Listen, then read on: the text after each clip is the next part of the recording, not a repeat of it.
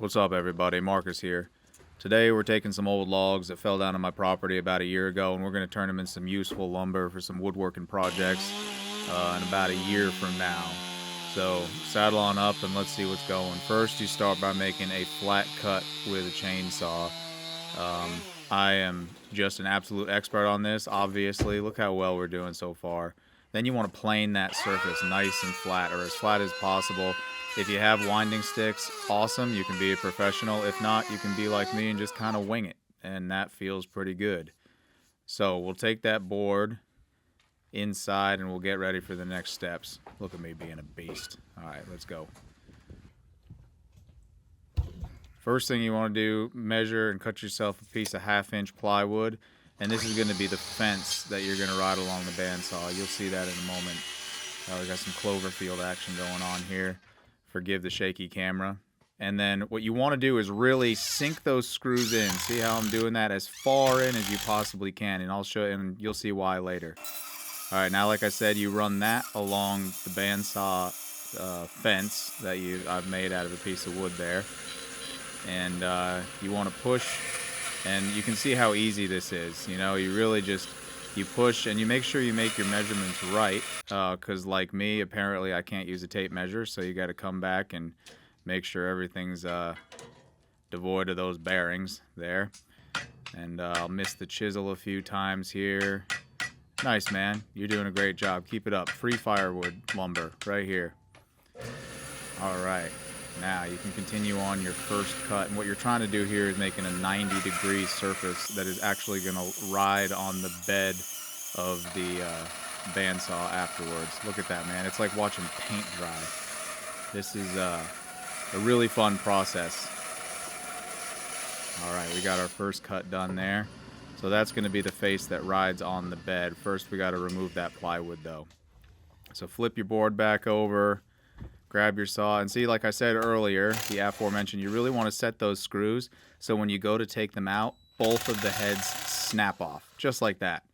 Good, and that'll leave the metal in the wood, which then you'll have to come back with a chisel and maybe a pair of vice grips that you can't find because you never put anything back in the same place. Why don't you check under that sweater?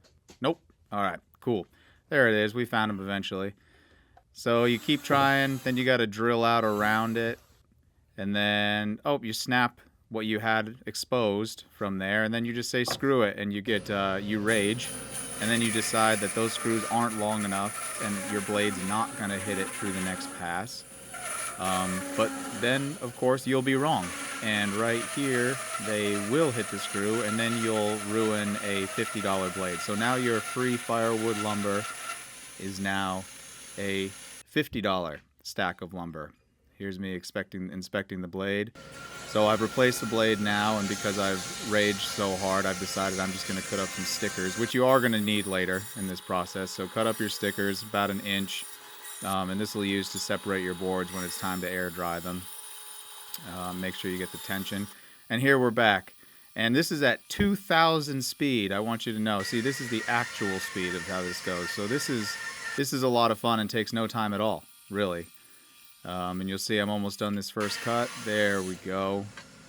Nice. We got our first board of nice rotted firewood, which is going to look totally great. And I won't bore you through the rest of it. I did 3 slabs at this side until I finally took off the fence because it was tracking differently than the last blade that I had on. So I tried to freehand it, and I totally jacked it up. One reason, because the blade was tracking, because I didn't have my bearings tightened, so make sure you do that. As we're going through that pith, it was really starting to get really rotted, and it was bogging down the saw, so I decided to switch to the shorter end of the cut. The lesson here is if you are going to do this, just use smaller logs. You don't need to use something that's 10 inches wide. Just, you know, get yourself some nice boards.